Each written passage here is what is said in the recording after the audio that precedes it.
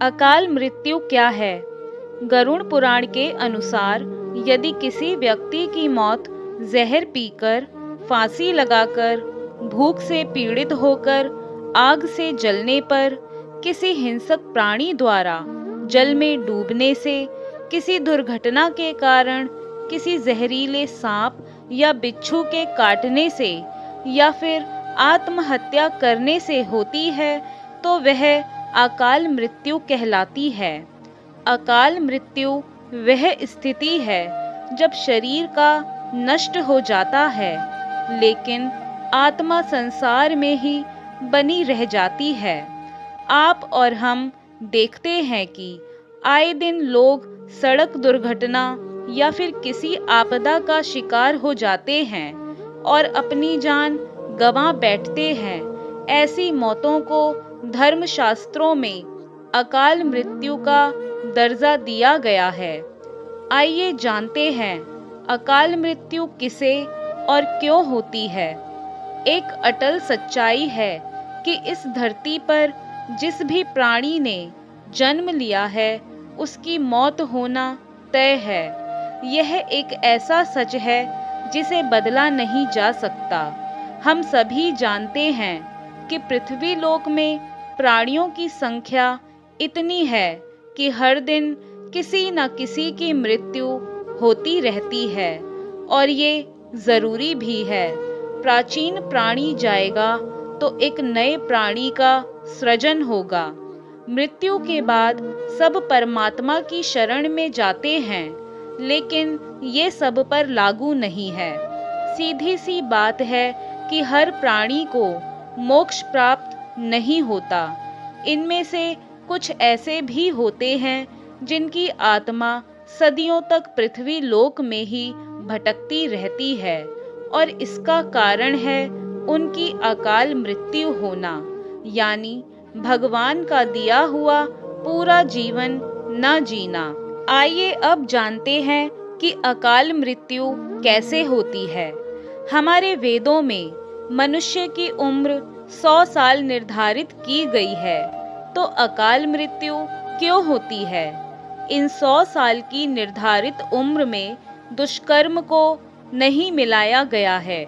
मतलब इंसान की मृत्यु तभी होती है जब उसके पास धर्म कार्यों के लिए शक्ति नहीं होती है या फिर उसका शरीर उसे धर्म कार्य करने की इजाजत नहीं देता, अर्थात वह धार्मिक कार्य करने के लायक नहीं रहता।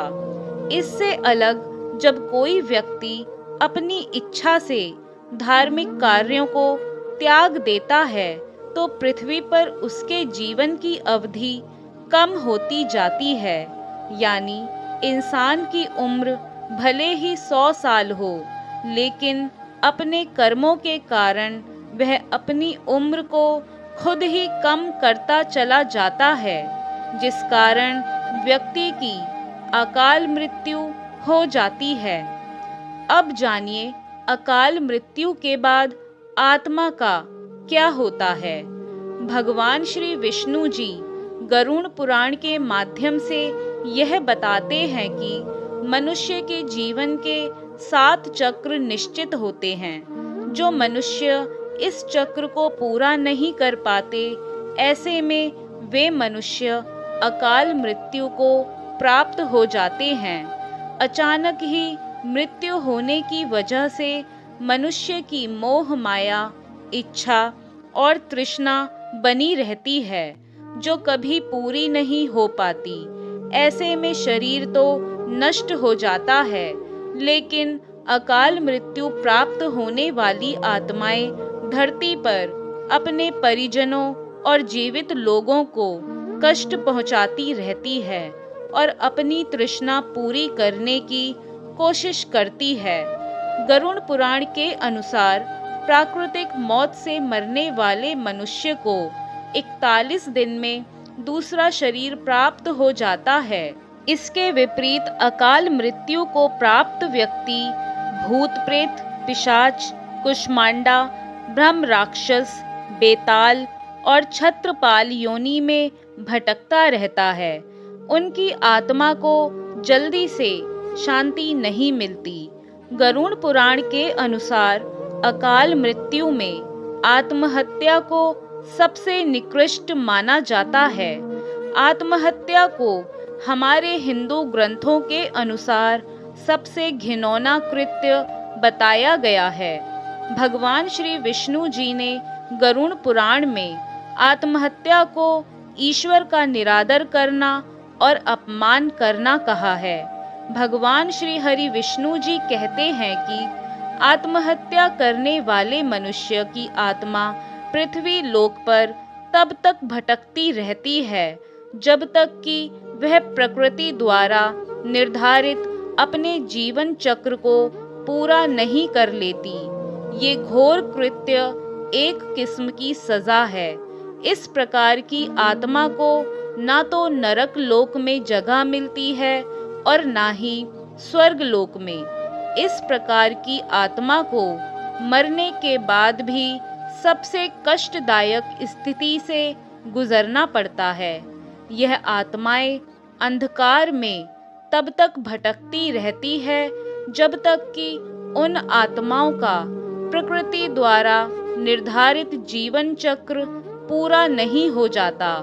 आत्महत्या करने वाली आत्माओं के कष्ट को तो दूर नहीं किया जा सकता, लेकिन गरुड़ पुराण में अकाल मृत्यु को प्राप्त मनुष्य की आत्मा की शांति हेतु कई उपाय और मंत्र बताए गए हैं, जिन उपायों को घर के परिजन द्वारा किया जाता है और जिससे कि अकाल मृत्यु को प्राप्त मनुष्य की आत्मा इन उपाय और मंत्रों द्वारा शांत की जाती है और तब वह आत्मा घर के लोगों और बाहरी लोगों को कष्ट नहीं पहुंचाती।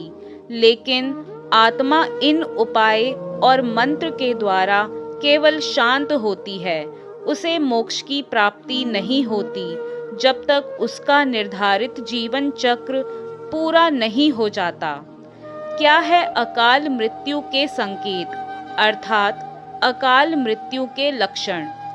यदि किसी व्यक्ति को हरे या नीले रंग की मक्खियां जो गंदगी पर बैठती हैं घेरने लगे और अधिकांश समय ये मक्खियां व्यक्ति के आसपास ही रहने लगे, तो समझ लेना चाहिए कि व्यक्ति की आयु लंबी नहीं है।